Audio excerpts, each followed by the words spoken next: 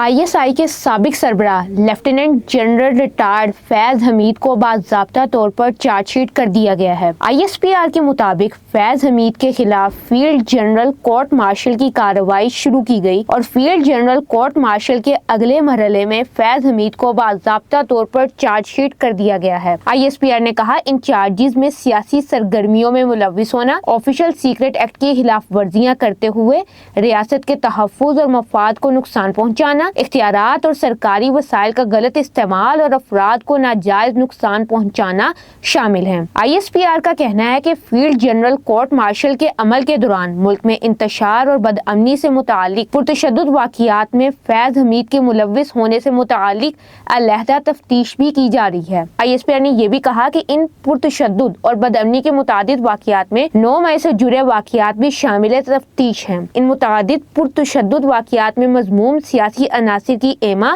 اور ملی بھگت بھی شامل تفتیش ہے۔ ISPR کا کہنا ہے کہ field general court marshal K عمل کے دوران لیفٹیننٹ جنرل ریٹائرڈ فیض حمید کو قانون کے مطابق تمام قانونی حقوق فراہم کیے جا رہے ہیں۔ ایک سابق فوجی افسر نے یہ بھی کہا کہ field general court marshal K طریقہ کار کے مطابق اب جب لیفٹیننٹ جنرل فیض حمید کو چارج شیٹ پڑھ کر سنا دی گئی ہے تو اگلے مرحلے میں ان کا ٹرائل شروع ہوگا، ان پر لگے الزامات پر جرا ہوگی اور اس دوران انہیں وکیل کی سہولت بھی حاصل ہوگی۔ واضح رہے کہ پاک فوج نے انٹر سروسز انٹیلیجنس ISPR کے سابق سربراہ لیفٹیننٹ جنرل ریٹائرڈ فیض حمید کو 12 اگست کو فوجی تحویل میں لیا تھا۔ سینئر صحافی اعزاز سعید نے فیض حمید کی گرفتاری کے بعد ہوشربا انکشافات کیے تھے۔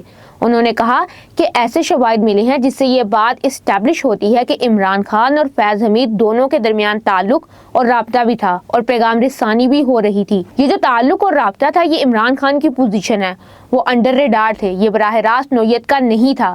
ہمیں ذرائع بتاتے ہیں دونوں کے درمیان پیغام رسانی بھی تھی، باہمی اعتماد اتنا تھا کہ ایک دوسرے کو مشورے بھی دیتے تھے، زیادہ تر مشورے عمران خان ریسیو کرتے تھے۔ اعزاز سعید نے مزید کہا کہ فیض حمید کو ریٹائرڈ ہونے کے باوجود نہ صرف ISI کی ورکنگ کا پتہ تھا بلکہ ISI کے پاس سیاسی اوریجنل معلومات تھی یا ISI کی چیزوں کو مانیٹر کرنے کی اس کی پوری معلومات بھی موجود تھی۔ جب آپ کے پاس نظام کی معلومات ہوتی ہے تو اسے بریک کرنے کی صلاحیت بھی رکھتے ہیں۔